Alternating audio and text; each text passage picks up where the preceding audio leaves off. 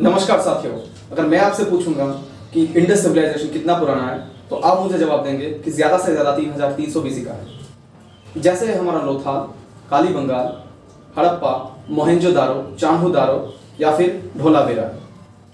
और ऐसा ही एक साइट है जिसका नाम है वीराना। और ऐसा मैं नहीं कह रहा, ऐसा रेडियो कार्बन डेटिंग कहती है कि वीराना कम से कम 9500 बीसी का है। क्या आप सोच सकते हैं?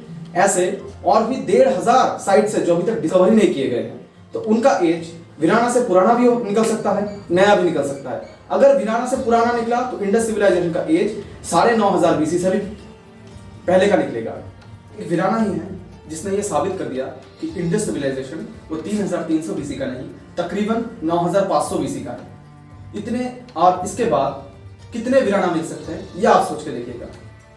तो चलिए अब हम इतिहास के पन्नों से वापस आते वर्तमान में आते हैं। तो आजकल जब हम किसी से मिलते हैं तो उन्हें क्या कहते हैं? हाय हेलो या फिर नमस्ते। तो हाय हेलो तो पश्चिम से आया है, तो हम क्या कहते हैं किसी से जब हम मिलते हैं? नमस्ते। तो वैदिक पीरियड से भी पहले थी इंडस सिविलाइजेशन। तो इंडस सिविलाइजेशन में भी एक मूर्ति मिली है एक औरत की, जिसमें साफ साफ वो नमस्ते करती हुई दिखाई दे रही है। तो ये जो आर्यन इन्वेजन के सपोर्टर्स हैं वो कहते हैं आर्यंस के साथ ये हिंदू धर्म भी भारत में उन्हीं के साथ आया। तो मैं ये हिंदू शब्द इस्तेमाल जरूर कर रहा हूं, पर ये हिंदू नाम हमें पारसियों ने दिया है। हमारे धर्म का असल में कोई नाम ही नहीं है, फिर भी हम उसे सनातन धर्म कहते हैं। तो आर्यन इन्वेजन के जो सपोर्टर्स है वो कहते हैं कि आर्यंस के साथ ये धर्म आया।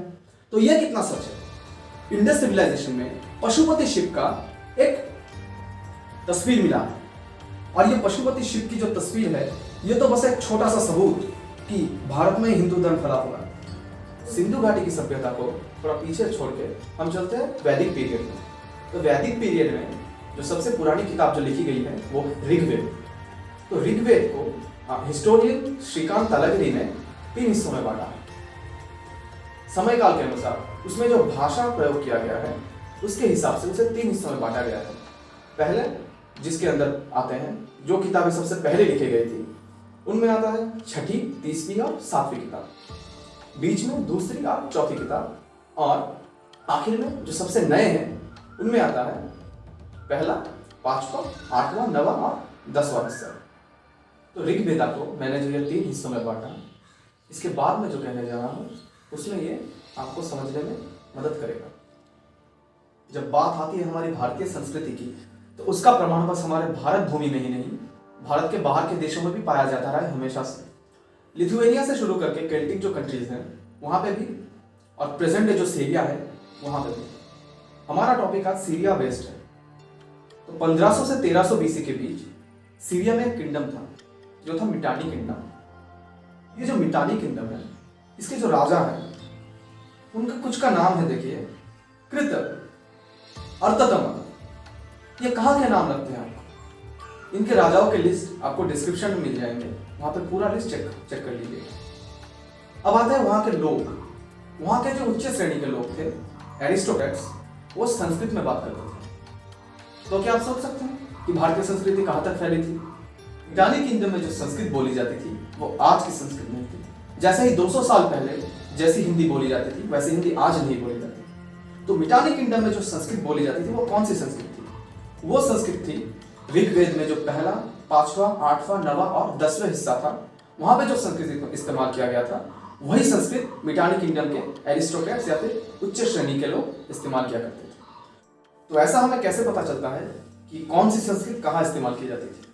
तो आज के दिन हम हाथी को हाथी ही कहते हैं। 200 साल पहले हाथी को हस्ती कहा जाता था और वही नाम तब प्रचलित था, अब हाथी नाम प्रचलित है।